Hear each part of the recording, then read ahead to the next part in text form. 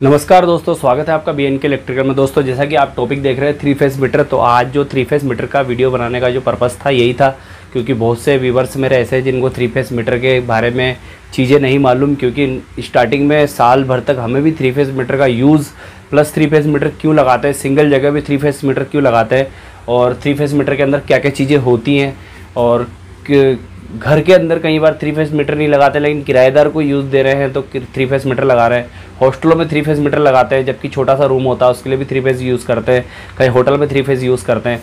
तो ये three phase metre use क्यों करते हैं, ठीक है, कॉमर्शियल क्यों करते हैं और इंडस्ट्री एरिया में क्यों करते हैं, वो सारी चीज़ें आपको बताऊँगा मैं।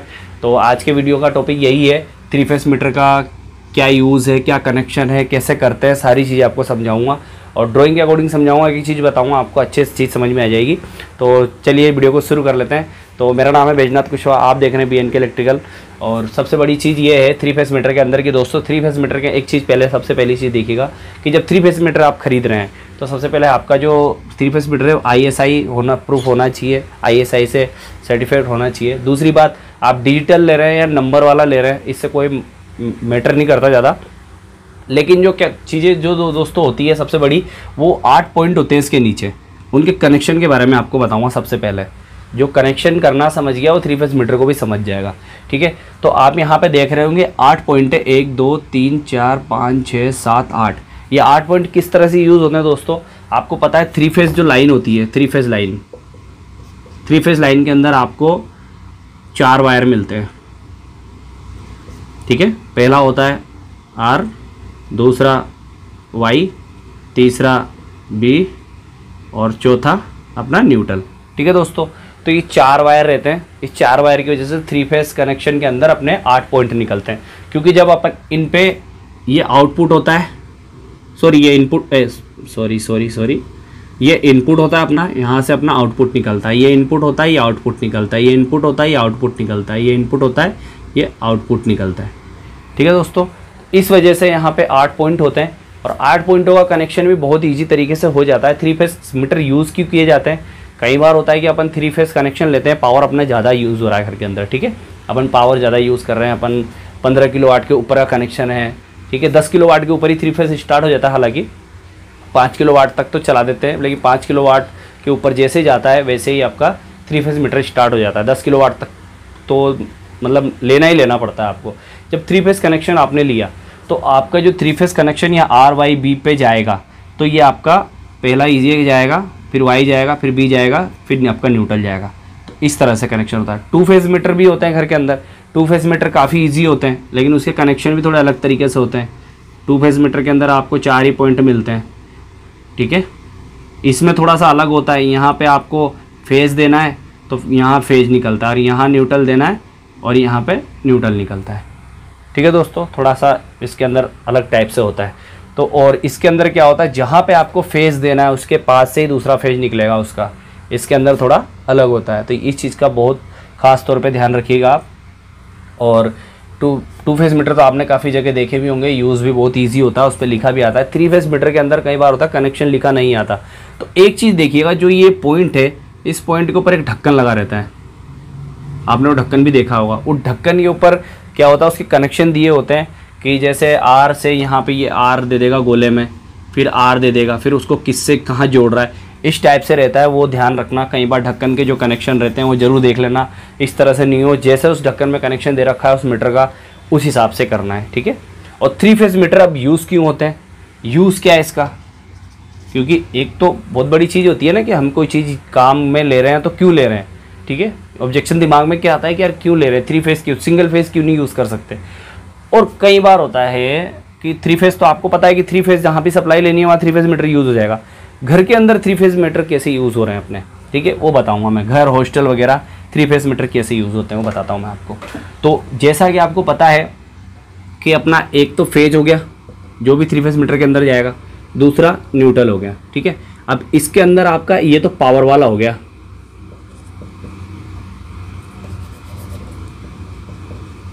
ये पावर की लाइन हो गई, ठीक है।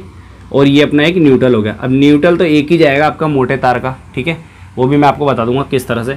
दोस्तों जो ये दूसरा पॉइंट आता है ना, आप थ्री फेस मीटर के अंदर 6 पॉइंट यूज़ करते हो जब आप घर में कहीं यूज़ कराते हो, तो एक छोड़ देते हो आप ये वाला, ये जो ब्लू वाला है इसको छोड़ देते हैं 3 फेस का। अगर कहीं यूज़ होना होता है तो इसको भी करते हैं, लेकिन ज़्यादातर ये यूज़ करते हैं। ठीक है, तो आपको करना क्या होता है कि आपके 3 फेस मीटर जहाँ भी यूज़ हो रहे हैं, चलो अपन 4 पॉइंट से यूज़ कर लेते हैं। ठीक है, 3 फेस में मत करो आप, मैं बता दूंगा कैसे हटाना कैसे है।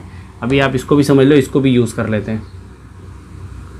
तो दोस्तों आपने जो वायरिंग करी है घर के अंदर, जिस भी रूम में आपने वायरिंग करी है, मान लीजिए एक हॉस्टल का रूम है, वहाँ पे 3 फेस मीटर क्यों यूज़ होता है उसके बारे में बता रहा हूँ आपको, तरीके से समझना थोड़ी बात को।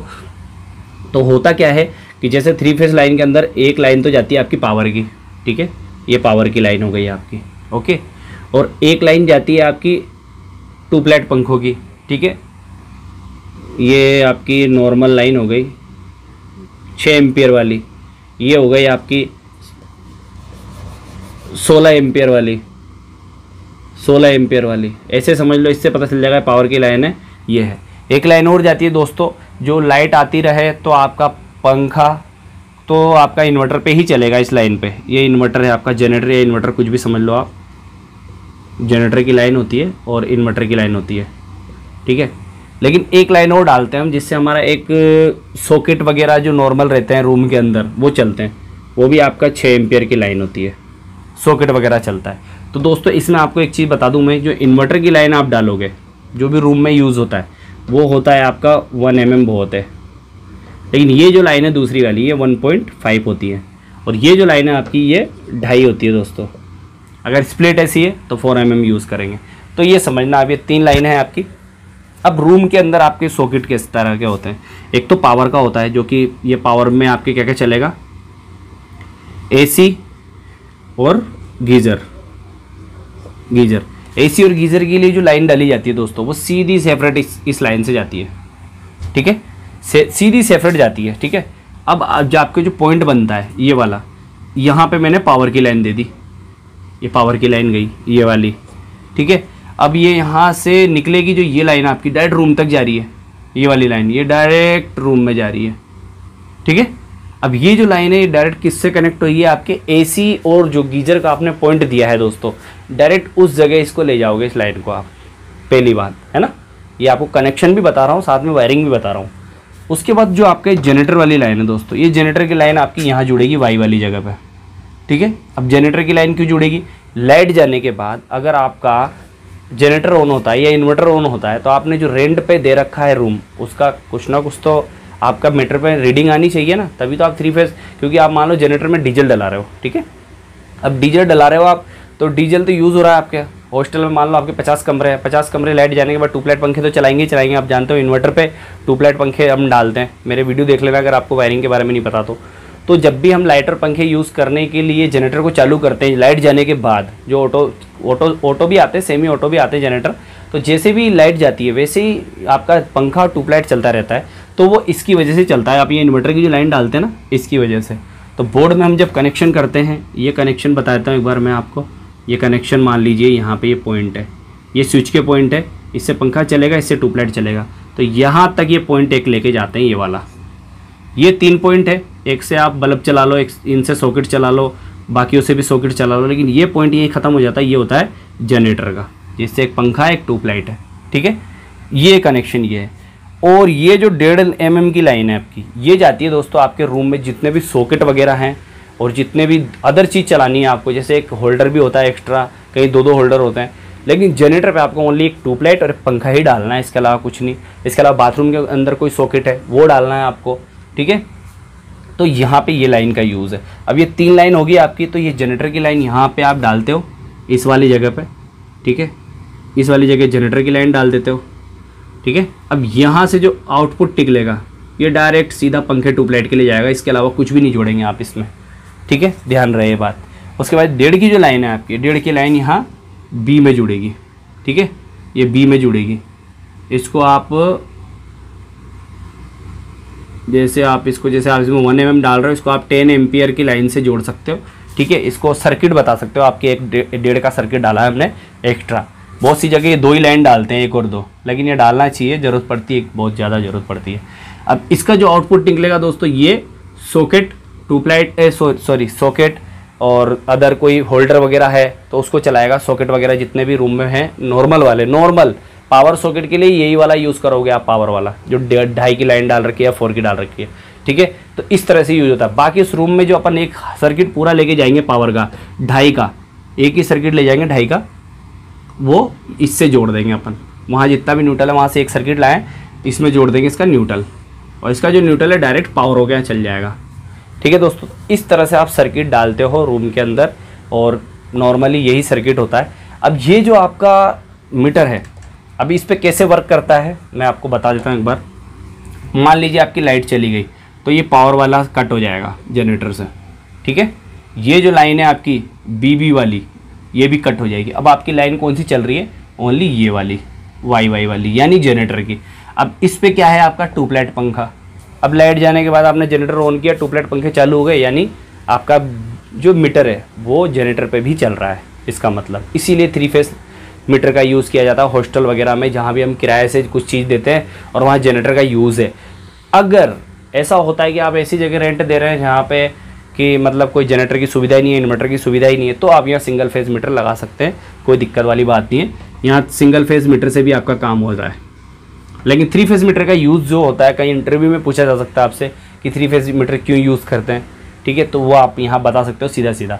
तो दोस्तों ये है, और फिर और भी बहुत सारी चीज़ें दोस्तों। कभी भी मीटर में कोई गलत कनेक्शन ना करें, कि किसी कहने पे, आप इलेक्ट्रीशियन हैं, आपको एक बात मैं समझाना चाहता हूँ, मैंने आज तक शायद मेरे कैरियर में अभी तक नहीं किया है।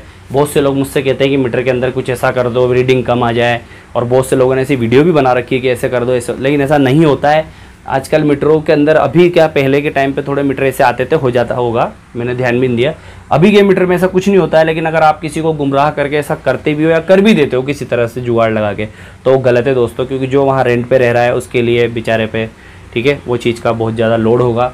इसीलिए आप जो सिंपल कनेक्शन है वो चेक करें, उसी हिसाब से कनेक्शन करें कि जो वो यूज़ करे उसी का प्रॉपर रीडिंग है, ठीक है दोस्तों। तो आज की इस वीडियो में बस इतना ही था आपके लिए कि 3 फेज़ मीटर कैसे यूज़ होता है, कैसे कनेक्शन होते हैं, और कैसे आपको कनेक्शन करना होता है 3 फेज़ मीटर, और 3 फेज़ मीटर क्यों यूज़ होता है, ये भी आपको समझ में आ गया होगा। और फिर भी वीडियो में अगर कोई गलती हुई हो मुझसे या कोई चीज़ छूट गई हो तो आप मुझे कमेंट कीजिएगा, एक वीडियो और बना दी जाएगी इसके लिए।